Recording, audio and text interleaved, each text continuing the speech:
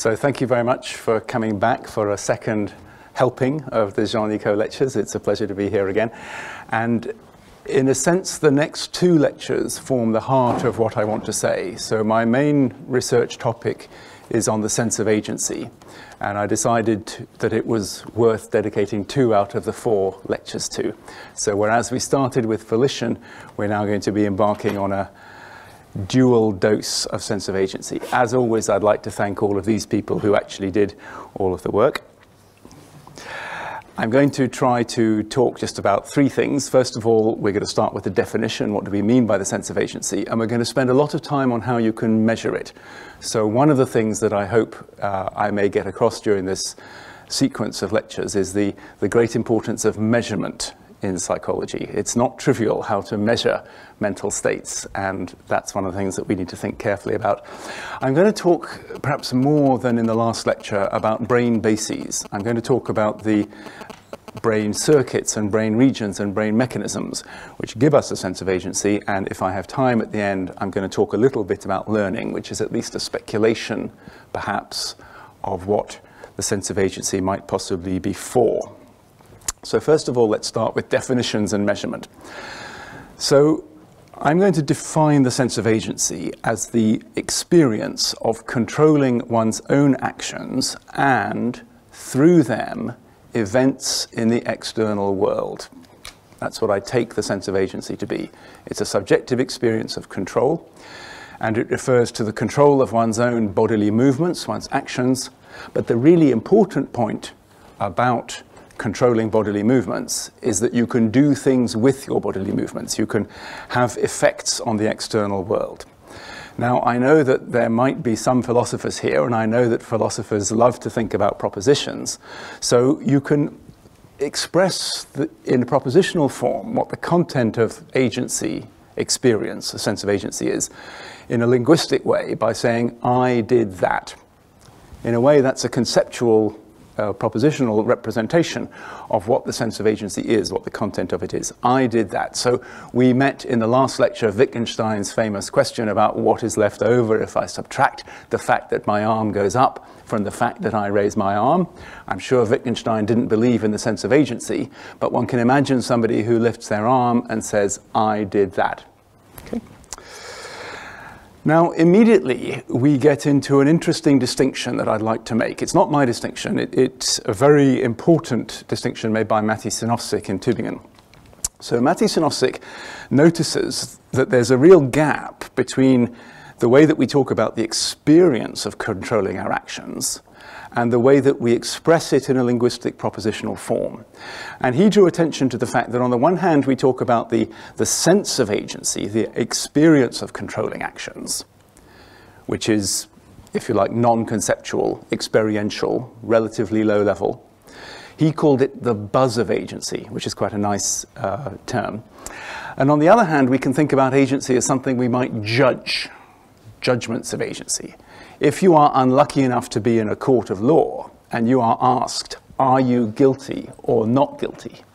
You are in one of the very few situations where you actually have to make an explicit judgment of agency. So judgments of agency are relatively rare, but they're somehow different from the experience of agency. Okay? So I want to introduce that distinction and make it do a little bit more work for us, because depending on whether you focus on agency as being a subjective experience, a sense, or as being a propositional content, a judgment, you're going to end up with 2 rather different views about the cognitive processes that are involved in producing agency. On the one hand, we should imagine that the sense of agency informs the judgment of agency. That seems very logical. So if somebody says, did you do it? Was that you? Then if you answer, and if you're not lying, if you're telling the truth in your answer, you're probably basing your answer on some sensory experience that you had. So did you lift your arm? Yes, I did lift my arm. What, and how do you know you lifted your arm? Because you experienced the fact that you intended to lift your arm and the fact that your arm went up. So sense of agency informs or grounds judgment of agency. But also the judgment of agency seems to have a quite strong reconstructive or post hoc effect on the sense of agency. So you can come to recognize and come to have experiences based on external information about judgments. That's going to come up mostly in the next lecture. Okay, so now let's see what different views of agency you'll have depending on whether you think about sense of agency or judgments of agency. If you think about the sense of agency, you're probably focusing primarily on agency as a sort of an experience or a perception. And a very strong tradition in psychology, which has now been largely forgotten, comes back to the work of Michotte, who I briefly introduced in the last lecture. So Michotte had a view of perception as being impressionistic. He thought that you could see, at a perceptual level, quite complicated relations and structures in the world, not just, as it were, qualia, not just low-level sensory inputs. And in particular, to give you a flavor of what might be meant by an impressionistic perceptual theory of sense of agency, Michotte used to work on something he called the launching effect. So there are good websites where you can see the launching effect as a computer animation, but I'm not going to risk trying to get the computer here to connect to the internet. I'm just going to demonstrate the launching effect in the low technology way. So the basic form of the launching effect is that one object bangs into another and sets it into motion. Like that, billiard balls hitting each other. So the first object seems to launch the movement of the second. And Michotte did several very elegant perceptual experiments over a period of several decades in the 20th century, where he came to the conclusion that this is a case where people can see see causation. People have a direct perceptual impression of this complicated thing that we call causation. Now, if you think about sense of agency like that, you're thinking in perceptual terms, and you might think about sense of agency as being some kind of multisensory integration or fusion or complex percept, which synthetically combines information about an action and information about an outcome, information about my control signals and about the effects that they have in the external world. And that really gives you a very different impression, a different description of agency from what you would get if you started with the idea that agency is a judgment, that it's a proposition, it's something that's decided on the basis of something like a reasoning process or an inference or a syllogism, perhaps about which person caused, to use the court of law example, the death of a particular other individual. So once you think about agency as a judgment, you're then thinking about reasoning, attributions, inferences, and biases. And they're really two completely different ways of thinking. And I suppose I don't want to commit to either of them. And I want to suggest that a useful middle ground, if like me you enjoy sitting on fences, is to think about agency as primarily being some sort of association. It's an association between an action and an outcome. An association between what I do and what I make happen. And the nice thing about an association is you can treat an association as being something relatively perceptual, or you can treat it as something which is a basis for reasoning, depending on your point of view. What I would like to insist on in this lecture is the key importance of the cognitive processes of making the association between actions and outcomes. So in terms of processes, we might want to think about sense of agency as being related to the unfolding process of our voluntary actions. We discussed last time that we can believe that voluntary actions are a particular class of action which begin with an internally generated mental state, which we can call an intention. This is connected to the movement of my body, so my muscles contract. And the really important thing about sense of agency is that we make movements for a reason. Right? So the philosophers are right to say that our actions are not arbitrary events. They're things that we do for a reason. We normally make a movement in order to achieve some effect in the outside world. Why did you press the button? Because I wanted the lights to go on. Okay? We can normally give reasons for our actions, and those reasons are based on the effects, or synonymously the outcomes or the goals of the action. So whereas in the first lecture I talked about volition as being the whole precursor process which comes before movement, sense of agency is, if you like, the post-processing which links the movement I make to the outcome that I get. And I'm going to show you that the sense of agency is fundamentally informed by the processes of volition. So it's not the case that agency and volition are separate, far from it. We construct a sense of agency for our voluntary actions, whereas we don't construct a sense of agency for things like reflexes, sneezes, and passive movements. Why should anybody care about the sense of agency? Well, I think the sense of agency is probably the single most important mental state. I think our life would be pretty different if we didn't have a mental state of sense of agency. Consider things which have been important in our civilization, like agriculture. If you sow a crop you have to wait a long time before you get the outcome, right? You put the seeds in the ground and 6 months later you have dinner, right? You need to be able to associate sowing the seeds with eating the bread. You need to be able to make a really important cognitive connection over a very long time period in order to realize, gosh, this works, I should sow some seeds again next year. So a very important sort of step in cognitive evolution from the hunter-gatherer mode to the farming mode might perhaps require people to have a sense of agency over their actions, in this case the action of sowing rice. Technology is another classic example. So we use tools all the time. When we use tools, what we're doing is we're associating actions that we make with a tool to outcomes which might occur, in fact, a long distance away. So if I wield a hammer, the outcome of the action is not at the point where I hold the hammer, but at the tip of the hammer. If I wield a remote control, or if I'm piloting a drone, then the actions and outcomes are associated in really quite arbitrary spatiotemporal linkages. And we can do that. Not many other animals seem to have the capacity to develop sense of agency over spatiotemporally arbitrary causal chains. And politics. Well, I just put this put Karl Marx's quote in there just for fun, because I think one of the really important things about sense of agency is the fact that it gives us the feeling that we change the world. So if I can make an action and produce an outcome, if I can say something which will make you happy, then that's a really quite important realization. I can change the world, not only for you, but also for myself. And politics is perhaps something which grows out of that. Now, in addition to these kind of civilizational, evolutionary steps, there are lots of features of our everyday society which strongly depend on the sense of agency. So in the law, for example, is based on the idea that people can tell you what they did, unless they're trying to lie, which they sometimes are, but let's assume that they're not trying to lie. People can say what they did. How can they say what they did? Because they know that they did it, because they experience that they did it, and then hopefully they give you that information. And in fact, it's quite interesting that the subjective experience of action is a really fundamental part of most legal systems. It doesn't often get kind of questioned, but it's there. So in my country, the ultimate sort of moral arbiter, the ultimate legal system of my country used to be, until very recently, a bunch of unelected aristocrats called the House of Lords. Now some of them are elected, but some of them aren't. And in 1843, they were asked to provide an ultimate legal ruling on the case of somebody who was criminally insane. We probably think he was a paranoid schizophrenic who attempted to assassinate a political figure. And they had to work out whether this person had a sufficient sense of agency to actually participate in the legal process of being tried and being asked whether they were guilty or not. And they framed these rules called the McNaughton rules, which really define what you need to have mentally in order to be a legal subject.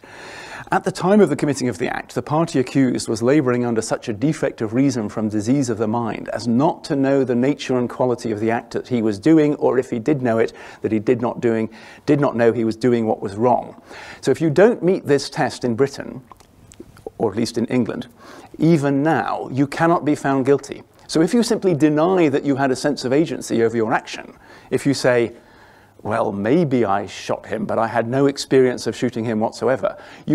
If you deny the sense of agency, you can't be found guilty. Instead, you'll be found criminally insane, according to these rules, because you can't be a normal legal subject. And what that actually means is you get sent to a psychiatric hospital, which is probably worse than prison. So in fact, this rule isn't used very much, but it's interesting that the sense of agency is essential for the, if you like, the existence of law.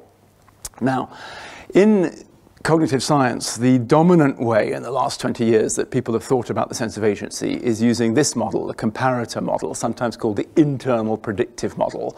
It's now sort of undergone many more iterations and become much more sophisticated, but this is the core of it. And I'm going to go through it in a little bit of detail because it's the way that everybody thinks about the sense of agency, and it's got a lot to like. There's a lot that's good about this model. This model was originally developed not in order to explain why we have the experience of controlling our own actions. It was originally developed in order to control the temperature of blast furnaces in coal-fired power plants. All right, so it's an engineering model. It's a way of controlling an engineering system. So you begin with a goal. You begin with something that you want to do. right? We talked about effects being very important in sense of agency. So maybe I want to switch on the light. That's the starting point. Now, for any given goal that you have, for example, of switching on the lights, there are always going to be an almost infinite number of ways you can achieve it. So, first of all, I would need to find the light switch. I'm not going to risk, but let's imagine there's a light switch over there. And if I wanted to switch on the lights, I could use my right hand, I could use my left. If my hands were full, I could use my head. I could ask you to switch the lights on for me. There's a whole lot of ways that I can achieve the goal. And the really important thing is that the brain has got to find one of them in order to get started. There's no point sort of sitting there and thinking, well, can I use my left hand? Can I use my right? You have to plan. And the inverse model is the engineering name given to the module, the computational module, which chooses just one action, ideally the best, out of all the possible set of actions which could fulfill the goal that I currently have. Now, the important point is that once I've worked out what my plan is, I can then have a series of motor commands, a series of instructions which I can send to my limb if I'm trying to switch on the light. If I'm trying to control a blast furnace, it would be a different kind of instruction. It would be an amount of coal sent to a furnace, but let's not worry about that.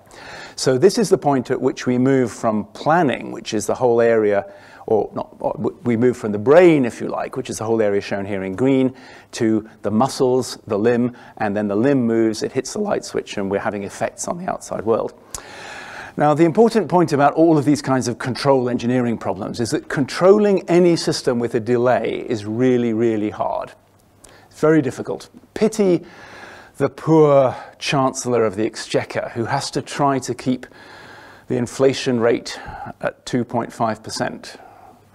Less than 3, more than 1. It's really difficult. All he can do or she can do is to print money, and then nothing happens, and about 6 months later everybody goes out and buys lots of stuff and the inflation shoots through the roof, and then they have to bring in all of the banknotes and tear them up, and then suddenly nobody has any money and the economy collapses and the inflation goes down to 0.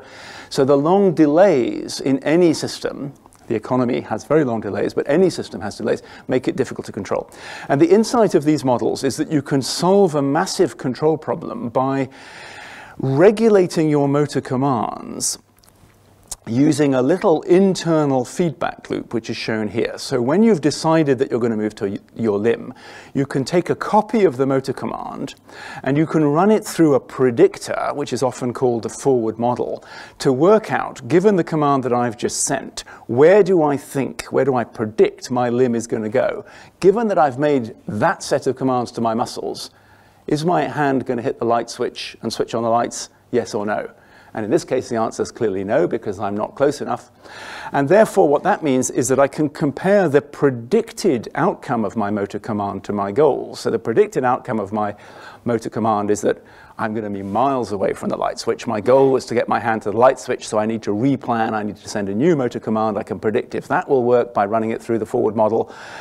And I can hopefully converge on adjusting my motor command to get closer and closer to the goal. So that's completely standard control engineering. But the great thing about it is it avoids the long delays of sensory feedback or perception of whether the lights go on that would be required if you just went through an external negative feedback loop. So everybody in motor control, everybody in action control thinks about internal forward models. They think about these internal loops as being the most important part of control. And we tend to be wary, if you like, about the idea that we use external monitoring of the environment to control our action, because it's just not fast enough.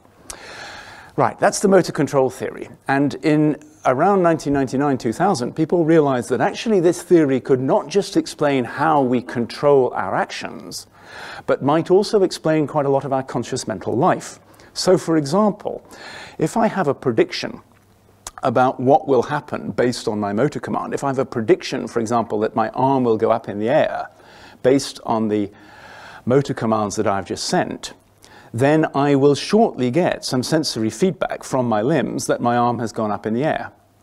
And with luck, if my model is good, then what I predict will happen to my arm is exactly the same as what I get sensory feedback about what my arm has actually done, one sensory feedback delay later.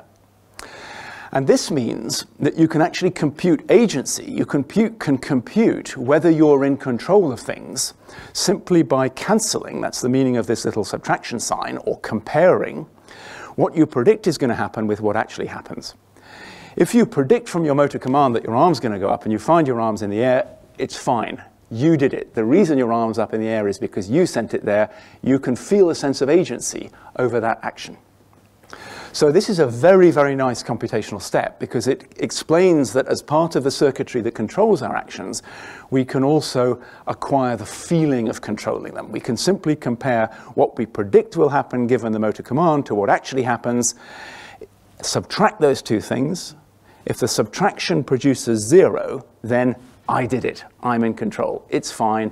You should have a sense of agency over the sensory information that's currently coming back, in this case, coming back from my limb. Now, that's what almost everybody believes. I think it's absolutely fine. The question is whether it's the only thing that the brain does. And I just want to take you through a few aspects which make me think that there must be sense of agency computations in the cognitive system over and above this comparator model. Right. So there are a number of interesting philosophical problems with the comparator as a model of agency. The first thing is that what the comparator signals is non-agency. What the comparator signals is, because you subtract what actually happens from what you predict will happen, that's this little subtraction sign here, the output of the comparator signals when what happens is not what you predicted. In other words, you're not controlling what's happened. You tried to lift your arm, but actually something else happened. Those two things do not subtract cleanly. There's a non-zero error at the comparator. You're not in charge of what's going on. You're not the agent. Something funny is going on. You're not controlling your body. You haven't managed to make the lights go on. Be careful. So in these models, there's no positive agency signal. There's only a positive signal when there's a lack of agency. And that's quite challenging because it might suggest that you shouldn't actually have any phenomenology of being an agent at all. You should only have a phenomenology when your agency breaks down.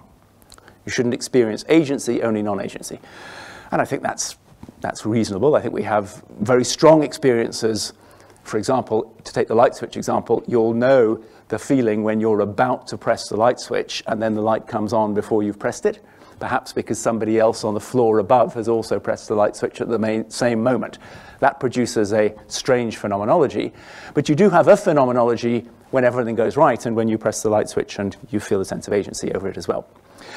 The next thing, which I'm not going to talk about today, but will be a major thing in the next lecture, is that in the comparator model, you can only get a sense of agency after you've received the sensory feedback about what happened as a result of your own action. You can't get a sense of agency when you act, only when you know the outcome. And as we've seen, that can be extremely long. Sensory feedback delays can be low. If you're unlucky enough to be a politician, the delays in the economic system can be extremely low, so they probably never feel any sense of agency at all. Maybe that's why they are as they are. So the point here is that you only have this very post hoc kind of thing. And finally, the interesting point is that if we make our actions for a reason, we make our actions because we want the lights to go on. That's the thing that I desire. That's the goal. According to this model, I'd never actually perceive that goal at all because I'd cancel it against my prediction.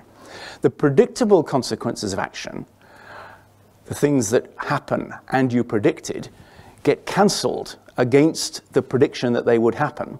You only perceive a non-zero signal at the output of the comparator. You don't perceive a zero signal. So you'd never perceive any of the goals of your own actions. And I think that's really odd. I don't think that makes sense at all. I think one problem with the comparator model is it can't explain why we not only make goal-directed actions, but also perceive that we've achieved the goal and sometimes also feel good about the fact that we've achieved the goal. Right? This model removes predictable consequences of action. Now, what this model was actually argued to do originally by Blakemore, Wolpert, and Frith and others was it was suggested to solve the problem that the brain has, that whenever you make a movement, there's a vast amount of completely predictable and computationally overloading sensory information that comes in. Every time, for example, you lift your arm, you get lots of information from the proprioceptors in the muscles and tendons of your joints that your arm is moving, But you don't want that information because you know your arm's moving, you made it move. So rather than bombarding your cortex and your consciousness with all of this extraneous and completely predictable detail about what you're doing, let's cancel it against the prediction. And let's protect our brain for the things that are really important, like the tiger in the bushes, rather than our own actions. And that's a good theory. That's a good theory, because that explains why our sense of agency is often rather thin. We feel that we're in control, but it's not vivid. So I suspect that what we're doing here with the comparator model is that we're cancelling the predictable byproducts of action, but we're not really suppressing our perception of goals. Okay, so that's the dominant model that people have used. And what I want to talk about, in a sense, is something more associative, less computational, less engineering-based about how agency is computed in the human brain. The dominant way that people have considered sense of agency in the human brain is to ask explicit agency judgments in self-recognition type experiments. These are pretty rare outside the lab and outside the court of law, but they've been the dominant methodology for asking about how we feel a sense of control of our own actions. And here's an example from one of the first papers of this kind by Sirigu and colleagues in 1999. So it's a slightly complicated experiment in which the participant or the patient is in a room and they're asked to make a hand movement, and they can't see their hand movement directly. They're asked to make hand movements which are little hand gestures like this or this or this. And they don't see that directly, but they see it relayed because there's a video camera here which takes a video image of their hand reflected on this mirror and then routes it to a TV monitor which they view through another mirror here. So that when you look down towards your hand, what you actually see is a video image of your hand moving. So you can see, just in the way that I can see my hand now, you can see your hand moving. You can recognize that it's your hand.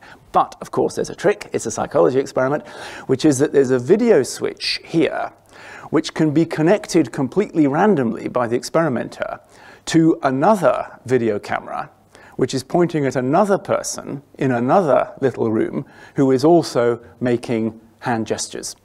So depending on how this video switch is set, what you might see when you're asked to make a hand gesture, like the victory sign, for example, you might see your own hand doing that, or you might see the other person's hand, which might be making the same gesture, or might be making a completely different gesture. And the question is, did you do what you see on the screen? Did you do that? Are you the agent over what you've just seen? That's the question. And it turns out that people can make that judgment, and they can, they're not actually very good at it. They tend to always say, oh yes, that's me. They tend to have a very strong sort of overestimation of their own agency. We tend to think that we do lots of things, which actually it's the other person in the other room doing. We tend to dramatically overestimate how good we are. We think we've got this power to do all of these great hand gestures, and actually we can be easily fooled. And a very reliable neural result is, from lots of these kinds of experiments, is that there's one brain area which is very, very interested in these kinds of self-recognition experiments. But interestingly, it's not a brain area that codes for agency. It's a brain area that codes for non-agency, and it's in the angular gyrus of the parietal lobe. So here's the left hemisphere, and here is the angular gyrus, and now this is what you'd see looking from the back of the brain. This is the same area here in the left hemisphere. And what we've shown here is the activation in this area when different degrees of delay have been introduced between making the action and seeing the result in a self-recognition kind of experiment. So if you make the action and you look on the TV screen and you don't see anything, and then several hundred milliseconds later you see the hand move, then you know it's not you, because when you make a movement you should see it immediately. It should be instantaneous. So temporal delay is a very strong cue that you're not in control, right? And what you find in the angular gyrus is that there's a larger, stronger and stronger activation as the delay gets bigger and bigger. And it looks as though the angular gyrus really is an area which is interested in coding you're out of control. It doesn't code positive agency, it codes lack of agency. We'll come back to that later on. These experiments tend not to find any brain area which gives a positive signal that you're in control. And there's something quite strange there, because phenomenologically, we overestimate our own control. We tend to say, oh yes, that hand on the screen's me, yes, that was me, I'm in control of this, I feel a strong sense of agency over lots of things, whereas the brain only seems to code the exceptions when you're out of control. So there's some explanatory gap between the phenomenal experience and what the brain's doing. So it won't come as any surprise to you that I have used a different kind of method for trying to study the sense of agency, which is not based on explicit judgment, it's based on implicit measurements, and it's based on time perception. So for most of the rest of this lecture, I'm going to be talking about how one might shed light on the experience of controlling one's own actions without asking people how they feel, or did you do that, or was that you, without asking any explicit question like that at all, but simply asking about when they had particular experiences. So you'll recognize this slide because methodologically it's exactly the same kind of method as we used for timing the subjective experience of volition in Libet experiments in the first lecture. But today I'm not going to be talking at all about the subjective time of volition. I'm going to be talking about things that are much more concrete, using the same measurement method. So different questions, different mental states, same measurement method. So the experiment, just for those of you who were not here last time, the experiment has two parts. It's got a measurement device, which is a clock, which has a single hand, which rotates constantly every 2,560 milliseconds. And the clock is just there for you to report when you have a particular experience. The instruction to the participant is, please press this button whenever you feel like it, not when the clock's at 60, not when I say, just when you feel like it. When you're ready, press the button. So we can animate the clock going round. There's the person pressing the button. And what I'm interested in to study the sense of agency is that you press the button and it changes the world. You press the button and something happens. Wow, it's great. You can control the external world. And the thing that happens when you press the button is that you hear a beep. It's really good. You feel great about it. So these are very simple, if you like, null, arbitrarily simple aspects of agency, but we always simplify in science. So I press the button and imagine that I hear a beep. We couldn't get the sound to work as well as we liked. I press the button, I hear a beep, and then the clock stops at a random location, and we're going to ask the person to make one of two judgments in different blocks of the experiment. In one block, we ask, where was the clock hand when you pressed the button? In another block, we're going to ask, where was the clock hand when you heard the beep? I'm going to explain that on the next slide, because that's the core. And using this method, we discovered some years ago a phenomenon which we termed intentional binding. I'll shortly explain why we called it that, and which I think is an interesting window into the experience that we all have as we move through our life of being in control of what we do. I think it's an interesting window into the sense of agency. Right, the next bit's a little bit technical, but it's pretty important, so I'm going to go fairly slowly, and don't be frightened.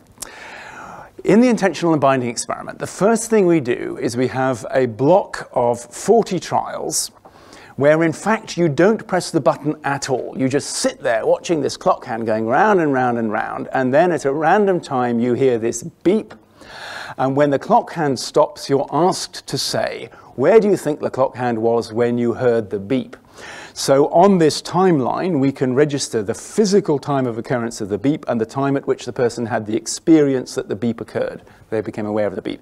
Now, this may or may not be deeply profound, but very often people seem to be aware that they heard the beep before the beep actually happened, and we can talk about that if you're interested later. In this experiment, the crucial thing to do is to compare the perceived time of that beep between this block of trials where the beep just happens by itself, and a much more interesting situation where you make a voluntary action at a time of your own choosing by pressing the button, and you are the agent because you make the same beep happen as the effect of your action after a delay of 250 milliseconds. So now you're changing the world. You're not just passively receiving the beep, you're making the beep, and we ask exactly the same question about exactly the same beep, except that you've now made the beep. We ask, where was the clock hand when you think you heard the beep? And the interesting thing is that people tend to perceive the beep earlier when they make it through their own action than when it just happens. So there's a shift in the awareness of the beep due to the fact that I am an agent, due to the fact that I have made that beep happen. I perceive it as closer, earlier. I perceive it as bound back towards the action that caused it. Okay. So that's fine. Now we can, and that we call that the perceptual shift. And that's actually the dependent variable. That's what we study. We don't study the perceived time of the beep. We study the change in the perceived time of the beep that I generate as opposed to the beep that just happens. We can do exactly the same thing on the action side. So we can have a block of trials where you just press the button and nothing happens. And we ask people, where was the clock hand when you pressed the button? And we compare that to an agency block where you press the button anytime you feel like it and you change the world because you make a beep happen. And we can ask the person, when do you think you pressed the button which produced the beep? And you get a shift in the perceived time of the key press, of the button press, towards the subsequent beep. So, just to put all of that together, in reality, action and effect, action and outcome are separated by 250 milliseconds reliably. We have an individual baseline for each of those events when they occur by themselves, which you can imagine as being this dashed line for the action, this dashed line for the beep. And then we look in the shift in the perceived time of the event from the individual baseline when the action and the outcome happen together, when you have the association between what you do and what happens. And there's a 15 millisecond, small but significant, shift in the perceived time of the action towards the beep, and a larger 46 millisecond, minus 46 millisecond, shift backwards of the beep back towards the action. So we don't directly measure the interval between the action and the beep. We don't directly ask, how long do you think was the interval between the action and the beep, but we can calculate it implicitly by subtracting these shifts, and lo and behold, people perceive the action and the outcome as being closer together in time than they really are. Now, that's exactly what David Hume would have said. David Hume would have said that if you had asked him, I think, what do you think agency is, he would say, well, it's the association between an action and an outcome. What kind of factors are important for the sense of agency? Well, temporal contiguity, I'm sure he would have thought, was extremely important. So it looks as though the mind here is enforcing or creating or generating or perceiving at any rate a temporal contiguity between action and outcome, which I think is a very important marker or possibly byproduct, but significant byproduct of our feeling of controlling the beep and of our lives. Now, it says at the top of this slide, intentional binding, and I've given you no evidence whatsoever yet that this has got anything to do with intention at all. Perhaps you would get this just for completely arbitrary things like 2 beeps. It turns out you don't. You only get it for intentional actions, or you get it much more strongly for intentional actions. And the way that we assessed that was using transcranial magnetic stimulation. So transcranial magnetic stimulation is a wonderful tool in the armamentarium of cognitive motor neuroscience, because it's a way that with non-invasive brain stimulation, you can produce completely involuntary movements in a particular target muscle. So we know the muscle that people use to press the button. It's the first dorsal interosseous. And here is a younger version of me, and here is a younger version of my postdoc. And he is holding over my left motor cortex the coil of a transcranial magnetic stimulator. And in this box here, there's a large capacitance, which when he presses a switch, he can dump the capacitance, and that will generate a strong electrical current in the coil, which generates a very strong but very brief magnetic field. And that magnetic field can pass unattenuated through the scalp and through the skull, and it can induce electrical currents in neurons in the superficial layers of the underlying cortex. So he can make neurons in my brain fire, and because he's holding the coil in the correct place over the motor cortex, he can impose on my body completely involuntary twitches. He can make me move. Any of you who've had this experience will know that at least the first few times, it feels really weird. It doesn't feel like you're doing it. It feels like somebody's doing it to you. You don't have any sense of agency over those movements. They're very interesting phenomenologically. And This is really a very nice control because he can artificially and externally take non-intentional control over exactly the same muscles that I use to press a button in an intentional condition. So I think I won't risk showing you the video of transcranial magnetic stimulation because it didn't run well last time I did that, so we'll skip on the video. And I'll go straight to the results. So you've seen the top two lines before. In reality, action and effect are separated by 250 milliseconds.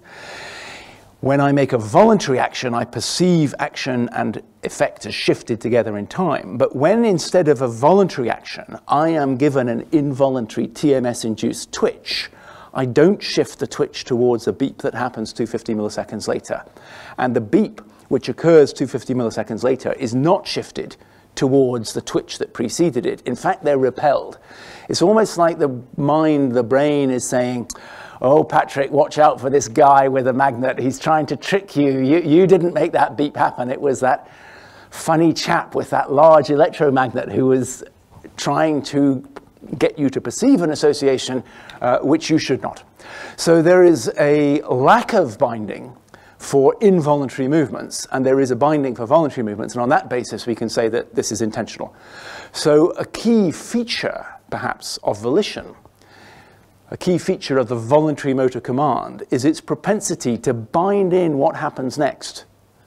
When there's a motor command, I made that happen. It's as if the mind is ready to link particular events to the self because you make them happen.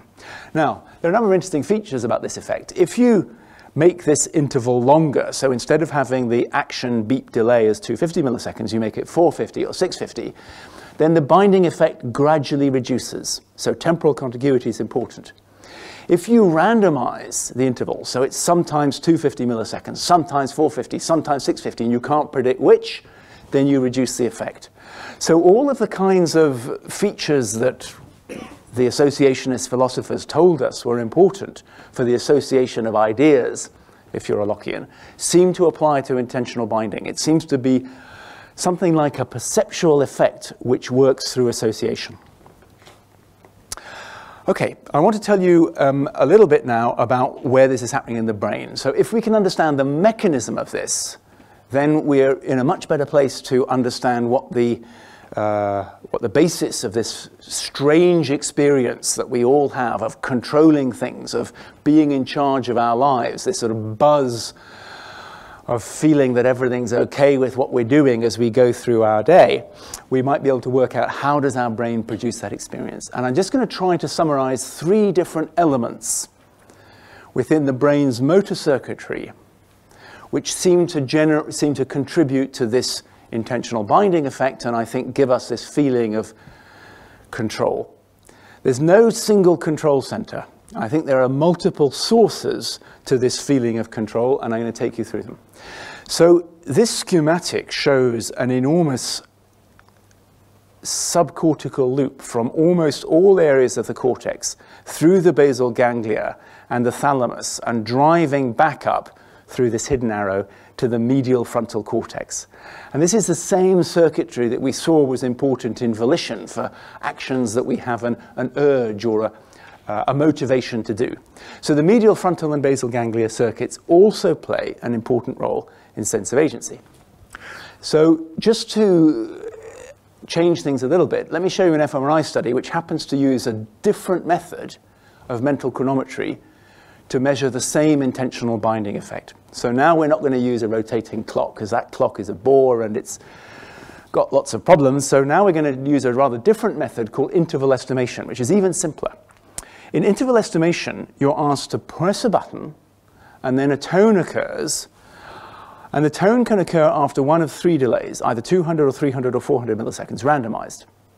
And your job in interval estimation is simply to press the button, listen for the tone, and then try to say, by giving an absolute numerical judgment, how long you think the delay was. So you press the button, you hear the beep, and you say, 326 milliseconds, I think.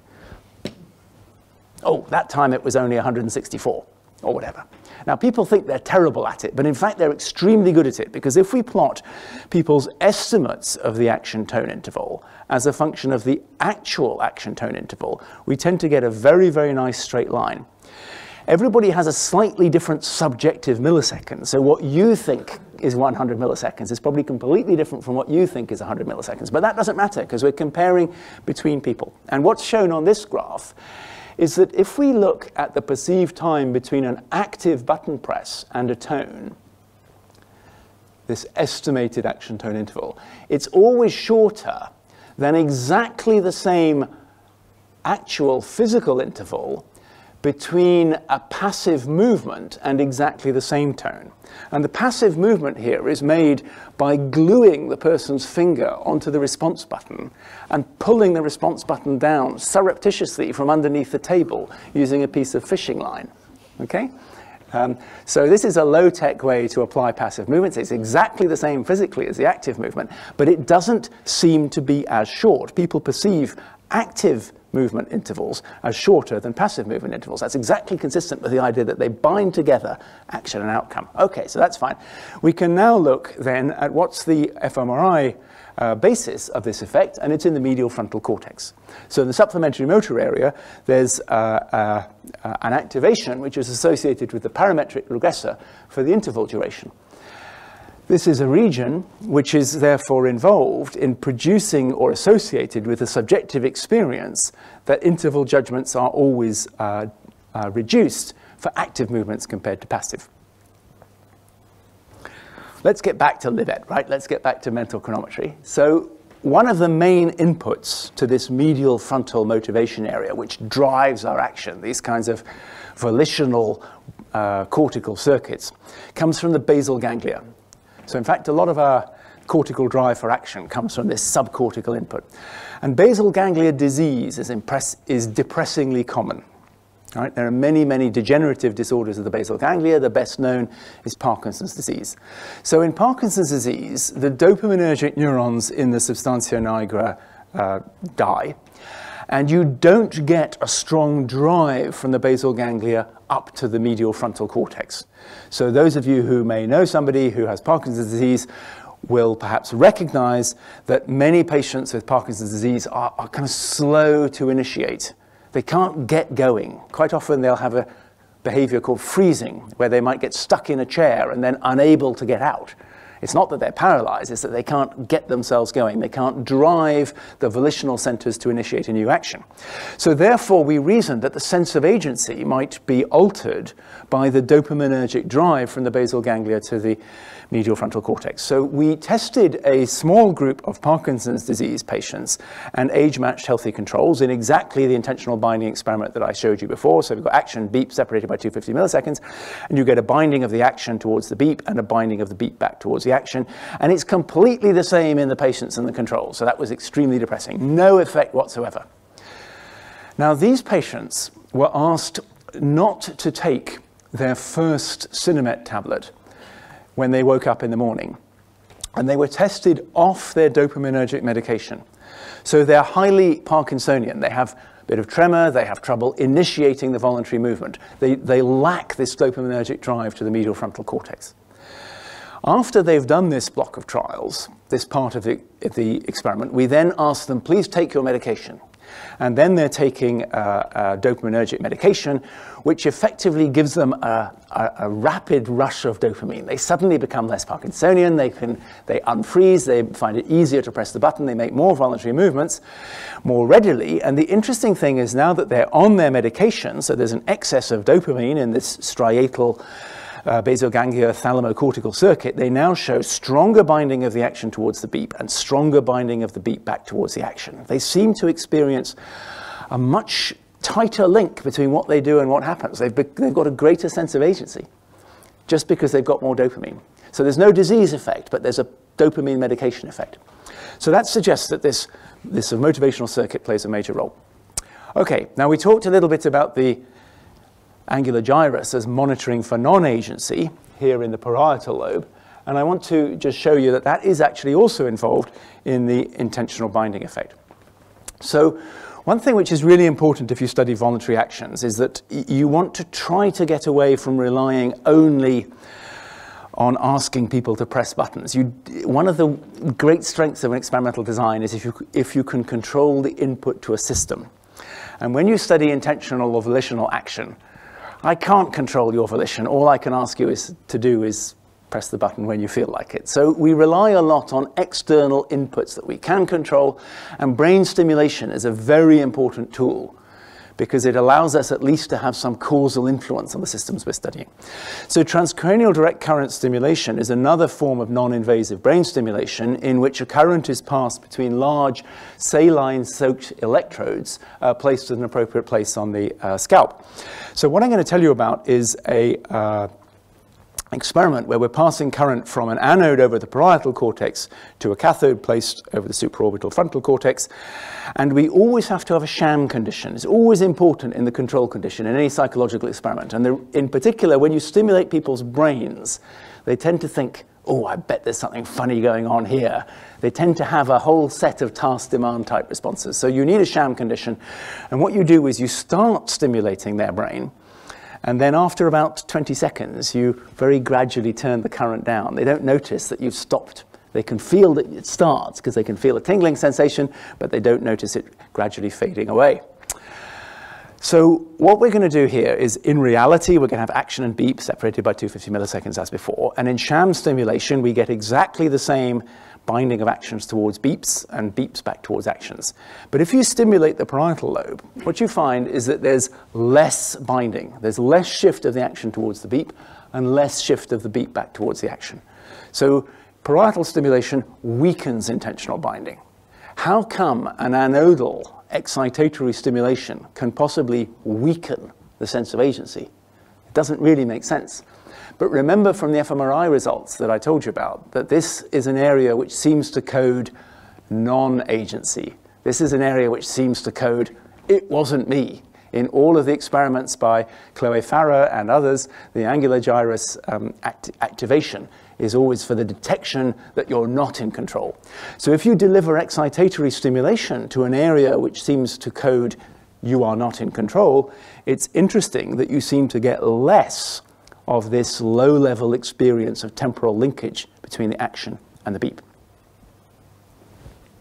Right, final bit of brain data, I think, which is in the lateral prefrontal cortex. So this area on the lateral aspect of the frontal cortex seems to be very interested in selecting what to do.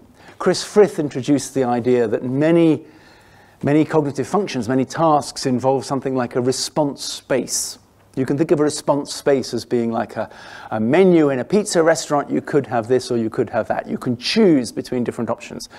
And the lateral prefrontal cortex seems to be important in using rules or choices to guide between alternative options. So what we've got here is a quite interesting methodological point. So I'll go through the actual result very quickly, but we learned a lot methodologically from this. We actually did a whole series of experiments, which are all a little bit like this. So they've all got a free choice as to whether you press with the left hand or the right hand. So they're twice as interesting as any normal intentional binding experiment. You've got the rotating clock. You press the button. You hear a beep. In some of the experiments, the left hand produces a high beep and the right hand produces a even higher beep. So you get different actions associated with different beeps. So your agency is really changing the world in a discriminative way. And we're always going to be asking people to judge the time of the action. In these experiments, we're just looking at action binding. We're just looking at the extent to which people link the time of what they do to what happens later. That's our measure of agency. And we're going to deliver TDCS through an electrode over the lateral prefrontal cortex, an anode. Now, we actually, I didn't do anything, but Nima Kalaginajad, my PhD student, did 7 experiments in which he tested over 100 people.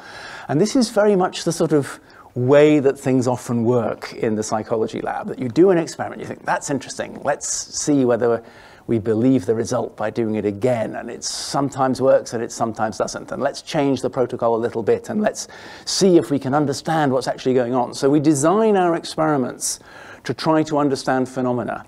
And the field of cognitive psychology, cognitive neuropsychology including, is going through a problem at the moment. And the problem is that we tend to publish the results that produce a significant, publish the experiments that produce a significant result, and we tend not to publish the experiments that don't produce a significant result. So there's a massive publication bias in what people think actually happens. The full data is not always there. Now, you would expect if you do an experiment several times, you're never going to get exactly the same result every time because there's always noise. Every experiment that you do, you're going to measure a combination of the true effect of your intervention plus noise. You can never get rid of the noise. What you can try and do, though, is you can try and use meta-analysis, which is a very, very important statistical tool which allows you to integrate over a large number of experiments and see if there's a general pattern. And it also allows you to say, is there a general pattern between the experiments such that some of them produce an effect and some of them don't? And what we did here in this experiment, in this meta-analysis, is a series of 7 experiments, and just to navigate you through, 0 here means that there's no effect whatsoever of stimulating the frontal cortex on action binding, which means that the frontal cortex might have no role whatsoever in the sense of agency. And whenever you get a blob to the right of this line, that means an experiment which did produce an effect, and the lines are the confidence intervals on the effects. And what we found is that across a series of experiments where people had to freely select whether to use their left or their right hand, there is a significant effect of stimulating the frontal cortex, which changes the sense of agency. And if you look at experiments where you're always pressing the same button and there's no actual free choice between left and right, then there's no effect. So I just want to perhaps sell this to you, for those of you who are working, sell the method to you, for those of you who are working in philosophy and in cognitive science, don't believe every experiment that you read. Look for replications, and look in particular for meta-analyses, because meta-analyses are sort of appropriate, principled ways for integrating all of the data, not just the bit of the data that happened to be good enough to get into such and such a journal. So the conclusion here is that at least when people make action selection, at least when people freely choose between alternative actions, we have causal evidence that stimulating the frontal cortex contributes to the sense of agency. And it's interesting to look at the effect here, because what you do is you increase the binding effect. So if you stimulate the frontal cortex excitatorily, you produce a stronger sense of agency. For me, that's a very interesting, opens a very interesting possibility that the frontal cortex is not only selecting our actions, but also boosting our feeling that we control what happens as a result of our actions. It's giving us not just the capacity to make actions, but the capacity to feel that they're having effects. Okay, the last bit of this lecture is much briefer. I want to talk a little bit about learning. I don't think I know what the sense of agency is for. I don't think I knew last time what the experience of conscious intention is for. It's always difficult talking about the function of consciousness, of course. What I do want to do is talk about some recent experiments that we've done looking at the sense of agency in learning, which suggests that there's some association between feeling in control and learning to control the world. So here's a lovely quote from Christy Brown. Christy Brown is an interesting man. He was an artist. He had cerebral palsy. And he can remember the first time he experienced a sense of agency, because the only bit of his body that he could move to voluntary command was his left foot. And that's why his autobiography is called My Left Foot. It's a great film as well. And he can remember the point when, at the age of 7, he first made a voluntary action and did something. Interestingly, he did it without thinking or knowing exactly what I was doing, but I reached out and I took the stick of chalk out of my sister's hand with my left foot. I held it tightly between my toes and, acting on an impulse, made a wild sort of scribble with it on the slate. Up to that point, his family had really considered that he was not really a person at all. And at that point, they said, "Great, Christy." Now it's interesting that they had a better relationship with him once they appreciated his agency. But for our purposes, the really important point is he can remember that experience, and it changed his life. It made him a person. Now, we've all had that experience, but we had it when we were too young to remember. None of us, I think, can remember our first agentic action. There's interesting debates in psychology about what's the first agentic action that a newborn makes. Normally it's controlling its parents by crying, right? But let's just look, therefore, at the idea that agency may be learned We may discover a sense of agency in learning in infancy. We may learn to become voluntary agents. Okay, so here's an experiment where we try in the lab to sort of slow learning down, to make it sufficiently difficult that we can measure how sense of agency participates in it. It's the same kind of thing. You've got the rotating clock. You've got a choice of whether you press the left button or the right button. It's all pretty familiar. The interesting thing is that one of these buttons is good and the other is bad. So in this particular example, if you press with the right button, you've got an 80% chance of hearing a low tone, boop, after 250 milliseconds. And that's bad. That means you don't get any money, or even that money gets taken away from you. You've got a 20% chance, if you press the right button, of hearing a beep, and that's good because it means you've won, I think 5 pence, I can't remember, but you get some reward. And if you press the left button, you've got a 80% chance of getting the beep and a 20% chance of getting the boop. So the right thing to do here is to press the left button. You get more reward, or a higher probability of reward, if you press the left button. And the reason why this experiment is not trivial is that we suddenly change the mapping so that the left key is the good key, which gets the reward for somewhere between 5 and 15 trials, and you can't say how many because we're unpredictably going to switch it, so suddenly the right button is now going to become the good one. So this is called probabilistic reversal learning. It's one of the few ways that you can make learning in humans sufficiently difficult in a simple button pressing task that you can study it in the laboratory. It's, some people actually can't do this at all. Most people can. So here's an example of what might happen on a single trial. You might press the button, you might get a beep. So you might think, oh, that's good, I'll press that left button again, left button again, left button again, left button again. And on this 5th trial, you get a boop. And you then have to work out, is that a boop because it's one of the 20% of trials which is giving me a boop? Is it just a probabilistic error? Or is it that somebody's changed the rule? Let's suppose that we say it's just a false alarm. I hit left again, I get a beep, that's good. If I then get 2 boops in a row, then maybe it's time to switch what response I make because maybe the rule's changed. So that's all fairly standard learning theory in cognitive neuroscience, but I'll just explain it to you in detail. Now, with Eloise Thérault and Steve DaCosta and Volition Chambon, we looked at the binding effect, in other words, the change in the perceived time of the action and the tone in exactly this kind of situation. It's a slightly complicated slide here. What I want to show you here is the action on trial T and then the tone on trial T. So this is a 250 millisecond delay, and we're always going to take the baseline for when you perceive these tones when they happen in isolation, and our inference is going to be based on the shift in the perceived time of the tone back towards the action that caused it. And there isn't really much of a difference in the perceived time of beeps, which mean money, and boops, which mean no money. So it doesn't really matter. It's not the case that you feel any stronger sense of agency over good things than over bad things in this experiment. Right? All outcomes seem to produce this binding of the tone back towards the action. But if we look at what happens on trial T+1, if we look at the trials at the next trial, what you can see is that you get stronger binding here in gray if on the previous trial you pressed the button and you made a mistake and you didn't get a reward and you made an error, you get stronger binding than if you got it right last time. I'm going to say that again because it's a bit complicated. You get stronger binding after you've made a mistake than after you've made a correct response. Action errors increase action binding. We call this the post-error agency boost. And that's really interesting because it suggests that when you've screwed up, when you've got something wrong, that's when you need to feel a strong sense of agency for next time. And maybe that's why we feel a sense of agency at all.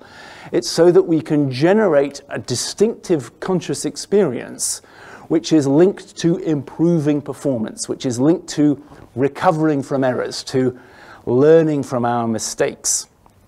And here's a final slide which I think makes this point rather nicely. In another experiment, everybody did 2 different conditions. In one condition, they had this 80-20 kind of schedule where there was one particular key which would always give the reward, the beep, 80% of the time, and people could learn what that was, and you can see that they had stronger binding on the trial immediately after a boop, meaning that they'd made an error, than on immediately after a trial where they had not made an error. But if you make the relation between your button press and the outcome, the beeps and the boops, completely random, so people can't learn, if there's no good key, if people just have to press the buttons and cope with whatever happens, so they can't learn at all, then there's absolutely no difference in the sense of agency, or this measure of the sense of agency, on the trial after an error. So you have a strong sense of agency when you make immediately after you make a mistake, but only if you could learn from that mistake. It's not just something to do with the tone, it's due to what that tone means for you. So just to conclude, the sense of agency, in my view, is a crucial mental state. I think it's easily overlooked. So I think most of us have a sense of agency most of the time. It's so ubiquitous that we don't really realize that it's a mental state. I think it can be studied scientifically, of course, using mental chronometry. I think it involves a distributed network across the cortex, but it's definitely got a frontal motivational and selection pole and a parietal monitoring pole. And I think it may have something to do with helping us to make good actions. Thank you very much for your attention. These are the topics for the next lecture.